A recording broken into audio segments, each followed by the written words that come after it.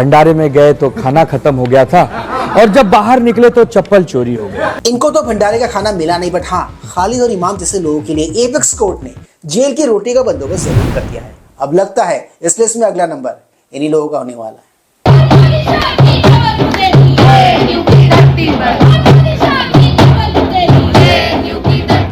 इस जमावड़े में लगभग 30 से 35 तथाकथित स्टूडेंट्स मौजूद थे, जिनमें से 8 पर एफआईआर की जा चुकी है। मोस्ट प्रोबेबली यूनिवर्सिटी शायद इनको एक्सपेल भी कर दे। वैसे भी पढ़ लिख कर कौन सा देश हित का काम कर रहे थे। पता है आपको दोस्तों, इन लोगों को ऐसी हिम्मत आती कहां से? इन लोगों को ऐसी हिम्मत देता कौन है? 13 सितंबर 2020 को उमर खालिद को गिरफ्तार किया गया। जमानत की उम्मीद पहली बार नहीं टूटी, इस बार लग रहा है खत्म सी हो गई।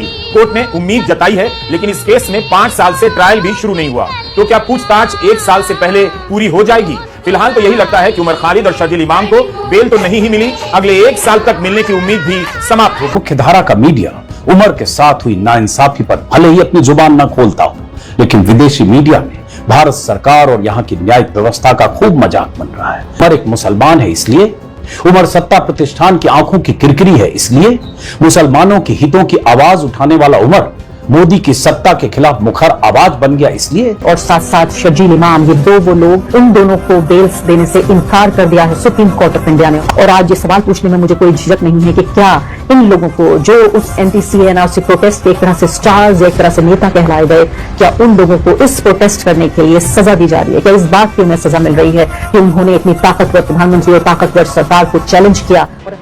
सीना तान के झूठ बोला कोई इन तीनों से सीखे। जिसको ये डिफेंड कर रहे हैं ना, उसकी वाणी, उसकी भाषा अगर आप सुन लोगे ना, आपके कान खड़े हो जाएंगे। 5 लाख लोग हमारे पास हैं ऑर्गेनाइज्ड, तो हम हिंदुस्तान और नॉर्थ ईस्ट को परमानेंटली कट कर सकते हैं। परमानेंटली नहीं तो कम से कम 1 महीने के लिए तो कट कर ही सकते हैं। मतलब इतना मवा चाहे पटरियों पर रोड पे उनको हटाने में 1 महीना लगे, ठीक है नहीं? या एयरफोर्स से असम को काटना हमारी जिम्मेदारी है। असम और इंडिया कट के अलग हो जाए, तभी ये हमारी बात। सुन लिया ना भाई साहब को? मुझे ऐसा लगता है इन भाई के लिए जेल ही एकदम सही जगह है। ऐसे तत्वों के लिए जेल ही सही जगह है, समाज नहीं। समाज में रहेंगे तो क्या करेंगे? दंगे भड़काएंगे, दंगे करवाएंगे, राजधानी वाले दंगों की तरह। तो क्या आपको इस किस्म के तत्व, इस किस्म के लोग हमारे आपके बीच चाहिए, समाज में चाहिए? तो मेरा आंसर है नहीं, हमें तो नहीं चाहिए। खैर, केस के ट्रायल में डिले को लेकर भी इनका तंत्र जो है ना, वो झूठ फैलाने में लगा हुआ है। पर सच क्या है उस ट्रायल के डिले के पीछे, ये आप जानना नहीं चाहोगे?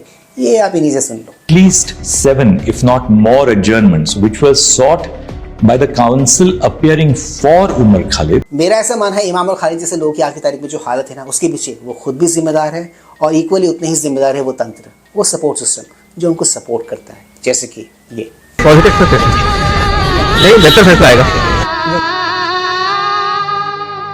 जिनको इनके विषय में पता नहीं, उनके लिए सीधी और आसान भाषा में, ये भाई साहब एक प्रतिबंधित संगठन है, SIMI के इनफैक्ट संस्थापकों में से एक रहे हैं। लेटर ऑन जो बाद में P.F.I बन गया, जो कि अगेन बैन कर दिया गया देश में। अब समझ में आया आपको? मैन्युफैक्चरिंग में ही डिफेक्ट है। Please like, share, subscribe and hi bye YouTube channel, ताकि हम ऐसे कंटेंट्स बनाते रहें और हमारा ये कंटेंट ज्यादा से ज्यादा लोगों तक पहुंचे। तो दोस्तों, ज्यादा वक्त न गवाते हुए let's go back to the topic then. इन जैसे लोगों की कुकृति और कुकर्मों को देखते हुए डीडी न्यूज के अशोक श्रीवास्तव जी ने इन लोगों को आड़े हाथों लिया है और बहुत ही अच्छे से धुना है। और इनकी धुनाई दोस्तों आपको देखनी चाहिए। बहुत कुछ है उसमें देखने के लिए, बहुत कुछ है उसमें सीखने के लिए, समझने के लिए। तो हियर इज द धुलाई। कहा था आज ये लोग खुद अपने मुंह से नकाब उतारेंगे। और सुनिए, आदिल हसन डिबेट में आने से पहले मुझे एक प्यार भरी धमकी भिजवाते हैं, ठीक है? डिबेट में आने से पहले मुझे धमकी भिजवाते हैं। क्या धमकी भिजवाते हैं वो भी सुनिए, क्योंकि आज देश के खिलाफ, देश के टुकड़े टुकड़े करने वालों के खिलाफ जो लोग खड़े हैं, उन सबका चेहरा देश के सामने आना चाहिए। ये आदिल हसन बड़ी बड़ी बातें कर रहे थे। मारेंगे तो भाई नक्सीर फोड़ देंगे, ठीक है? और डिबेट में जुड़ने से पहले मुझे उन्होंने क्या मैसेज भिजवाया सुनिए। ये दोस्त हैं, kindly ask Ashok ji to maintain the dignity of channel. ये देश की डिग्निटी का ख्याल नहीं रखेंगे, देश को टुकड़े टुकड़े करने वालों के साथ खड़े रहेंगे। इनको चैनल की डिग्निटी, चैनल पर बैठकर कुछ भी अनाप शनाप बोलेंगे। एक शब्द इन्होंने बोला भारत के टुकड़े टुकड़े करने वालों के खिलाफ, एक शब्द अगर आपने सुना वो आपने नहीं सुना होगा। लेकिन उनको चैनल की डिग्निटी की, जो देश को तोड़ना चाहते हैं उनको चैनल की डिग्निटी की चिंता है।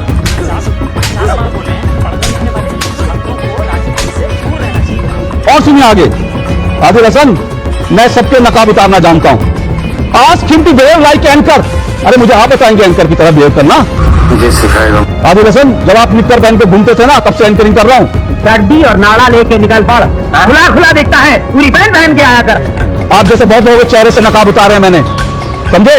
निक्कर पहनना भी जब आपको नहीं आया था, तब से एंकरिंग कर रहा हूं। मुझे मत बताइए behave like anchor. I am behaving like a nationalist, I am behaving like a Indian. और भारत को जो तोड़ने की कोशिश करेगा आदिल हसन, मेरे डिबेट में उसको मैं खड़ा कर दूंगा ऐसे जैसे आज आपको खड़ा कर दिया। ये धमकियां किसी और को दीजिएगा, मुझे मत सिखाइएगा behave like a anchor, behave like a spokes person, behave like a Indian. Adil Hasan, जब तुम्हें पता है कि मैं मारता हूँ तो बीच में आके यूं करना। पहले एक भारतीय की तरह बिहेव करना सीख लो, उसके बाद डिबेट में बैठ कर सुन लाना।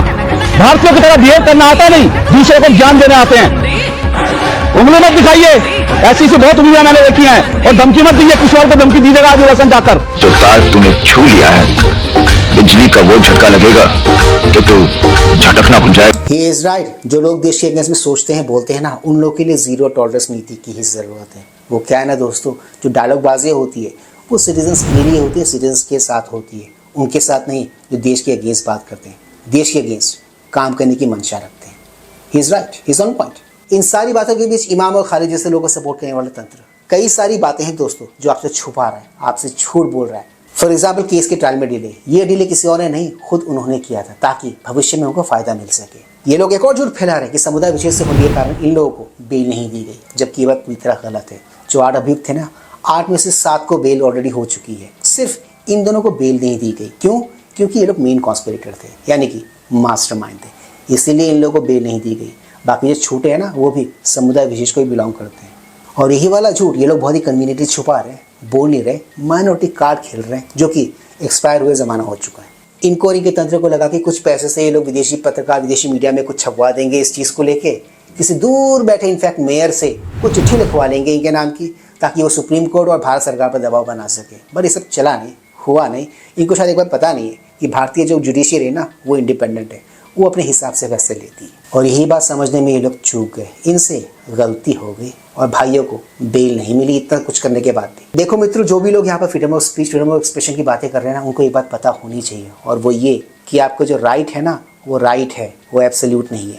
तो उसको एब्सोल्यूट मानने की गलती ना करो। और ये लोग हमेशा इस चीज़ को वैसे ही प्रेजेंट करने की कोशिश करते हैं, ये तो एब्सोल्यूट है, जो मन में आए बोलूँगा, जबकि ऐसा होता नहीं है डेमोक्रेसी में। और जिन दोनों को लेके माहौल बनाने की कोशिश कर रहे हैं ना, उन दोनों को जब बेल ग्रांट नहीं हुआ है, उसके पीछे कारण इनका मजहब नहीं है, उसके पीछे कारण है इनके कुकृत्य, इनके कर्मकांड। तो दोस्तों, आज के इस मजेदार वीडियो में सिर्फ इतना ही।